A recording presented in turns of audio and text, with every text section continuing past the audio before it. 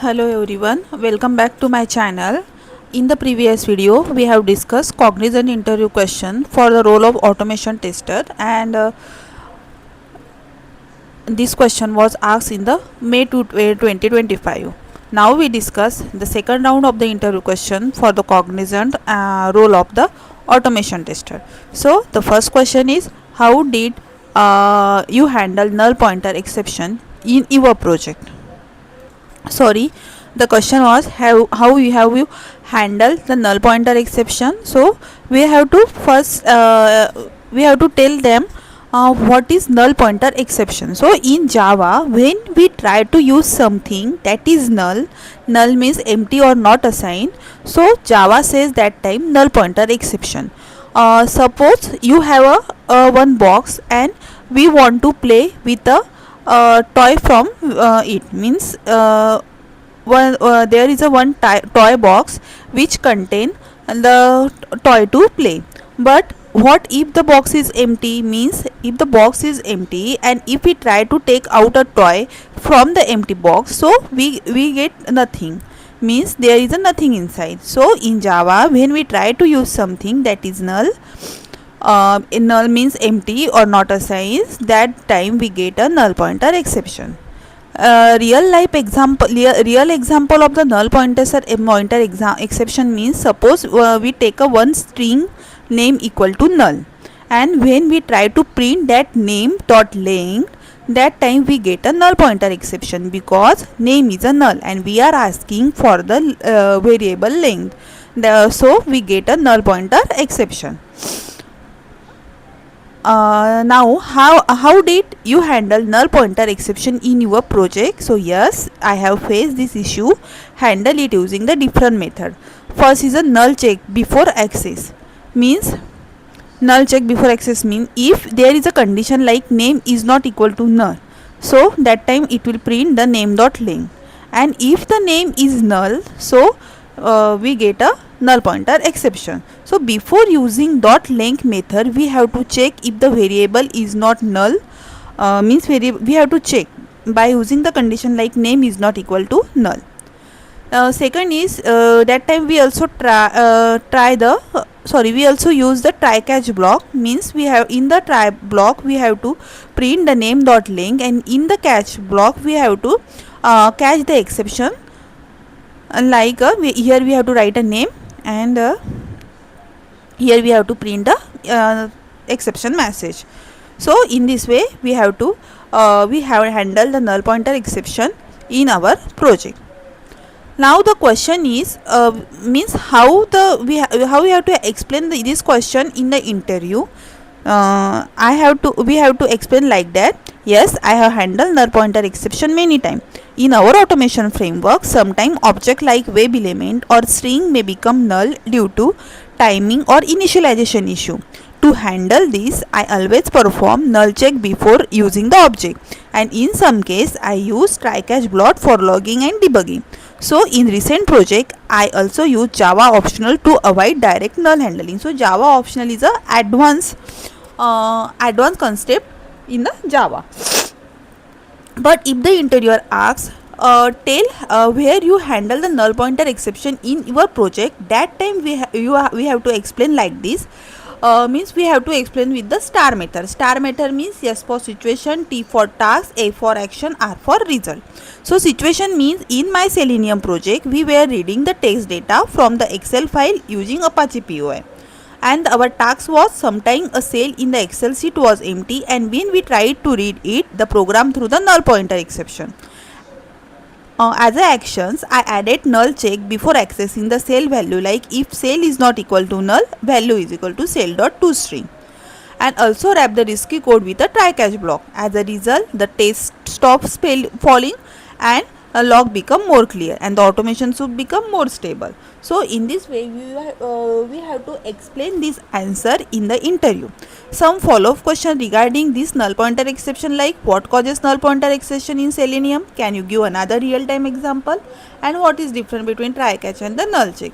So guys, if you have any queries regarding this question, so you can comment those questions in the comment box. I will try to cover this question in the next video. Now moving to the next question. Next question is, what is compile time and runtime polymorphism? How have you implemented them in your project? So let's see its answer. Guys, before moving to the next questions, I have prepared one notes which contain 5000 plus interview question. Ignore this 3000. Now the notes contain 5000 plus interview question, and I have gathered this question from the various platform like a LinkedIn group, LinkedIn channel, other testing website, WhatsApp group, WhatsApp channel, LinkedIn post, and I have tried to give its answer in a very details by using its syntax, Java programs, and I also explain with a star method, without star method, and how to explain this question in the interview. I also include its real-time example. If you want these notes, I am giving its link in the comment box and the description box. So please go through this link and take a note. Thank you. Now moving to the next question. Next question is, what is compile time and the runtime polymorphism, and how have you implemented in your project? So let's see its answer. So first we see what is polymorphism. Polymorphism means one thing doing many things in a different way. Suppose we have one remote, and there is a different remote for the thing. Like if it's a TV, so it's play a video. If it's a radio, so it play a music. If it's a game, so it start the game. Means same button, but it perform the different work depending on the device. So this is called the polymorphism. Polymorphism means one thing doing many things in a different way. So there are the two type of polymorphism in Java. First is the compile time polymorphism and the runtime polymorphism. Compile time polymorphism, also called the static polymorphism, and it decided during the compilations. An example is method overloading. And the runtime polymorphism is also called the dynamic polymorphism. It decided during execution time, and example is a method overloading plus method overriding plus inheritance. So first we see the compile time polymorphism. Compile time polymorphism means method overloading, means same method name but different number or different types of input, means parameter. Like here is a one class calculator, and the method one is a public int add, and here parameter like int a, int b. So it will return addition of a plus b. The second method is public int add, and here the parameter is int a, int b, int c, and it return the additions of a plus b plus c. Means same method name but the different numbers of the input. So it is called the method overloading. Same method name, here is the same method name like add, and but it work with a 2 or 3 number or double. So Java decide which method to run during the compile time. So this is a compile time polymorphism. Now the next concept is a runtime polymorphism. Runtime polymorphism means same method name and the parameter but in parent and the child classes, and Java will decide at runtime which classes method to the run. Now we see the runtime polymorphism method. So here is a class animal, and there is a method sound. Sound means in the sound method is in a class animal, and the method is in the class dog, which extend the animal class. Here animal class is a parent class and the class dog is a child class. And in the main class, now we have to decide which method we have to call. So for that we will create the object create a object of the dog class, and here is the animal class reference. So animal a is equal to new dog a, and a dot sound, so that time we'll call the dog sound. Means here Java looks the actual object dog at a runtime and run that method. Now the question is, how to explain this question in the interview without star method. So we have to explain like that. Polymorphism means performing the same action in a different ways. I have implemented compile time polymorphism using method overloading in utility and helper classes. For example, handling different type of input in a data reader. And I have used runtime polymorphism called the method overriding, especially when creating reusable test components using Selenium WebDriver, where the actual object is Chrome driver or the Firefox driver. But our question was, have you implemented polymorphism in your project? Means we have to explain this question in our project where we use. So we have to explain this question with a star method. Star method means situation, task, action and result.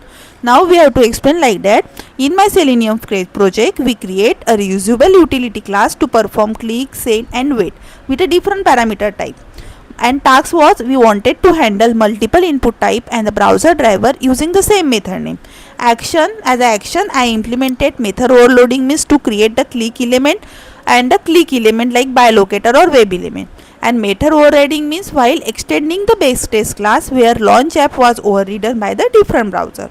I also use driver is equal to new Chrome driver, means we are using the Chrome driver in the child classes. As a result, code become modular, clean and reusable and easy to maintain. So in this way we have to explain this question in the interview.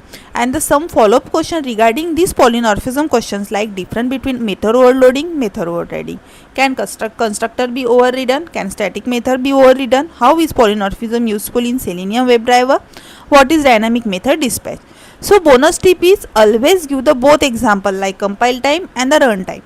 In Selenium say like driver is equal to new Chrome driver, means this is a runtime polymorphism. Actual object is Chrome but reference is a web driver. And in real time framework, overloading is used in data reader classes, logging utility and the page method with a different type input. So guys, I have covered this question in very detail, means I have also covered its Java program.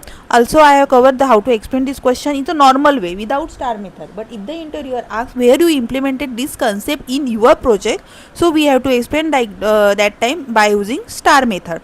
And I also include some follow-up questions regarding this polymorphism, so you can check on the screen. Now moving to the another question, and another question is can you create the object of the interface? So let's see its answer. So if the interviewer asks this question, so direct answer is no, we cannot create the object of the interface directly in Java, but we can create the reference of the interface type and assign it to the object of a class that implement the interface. So in this way we have to explain the question in the if the interviewer asks this question in normal way. Without star method means no, we cannot create the object of interface directly, but we can create the reference of the interface and assign to it the implementing class object. This is useful in the OOPS for achieving abstraction and the runtime polymorphism. I have used this concept in Selenium where writing code was like driver is equal to new Chrome driver. Here WebDriver is an interface and the Chrome driver is a class implementing it. Now the question is where you implement this question in your project. So in my Selenium automation project we needed to run the same test on the Chrome and the Firefox without changing the code. So I needed to flexible design where I could change the browser easily, and I use the concept of interface reference. I write driver and if the browser equal to Chrome driver equal to new Chrome driver, else driver equal to new Firefox driver. So here we have to write Gecko driver, not Firefox driver. Here WebDriver is an interface and Chrome driver, Gecko driver are its implementation. As a result, the framework became browser independent and we have to just pass the browser name in the configuration file or the properties file. Some follow-up question regarding this question is can interface have constructor? Can we create the anonymous class for the interface? Why use interface reference instead of the class reference? How is this useful in Selenium? What is different between interface and the abstract class? So guys, I have explained this question also in very detail. If you have any queries, you can comment in the comment box. Now moving to the next question, and the next question is can you call a method from the interface that you have implemented in any class? Our question was can you call a method from the interface that you have implemented in any class? So technically its answer is we have to tell in the interview like in Java we cannot call a method declare in an interface unless that method is implemented by the class or interface provide a default or the static implementation. So without star method, how to explain this question in the interview? If the interface method does not have default or the static implementation, then the class must override it. If the class does not override it and we try to call that method, we will get the compile time error. However, in the Java 8, if the method is an interface is marked as a default, then even if we don't override it, we can still call it because the interface provides the default body.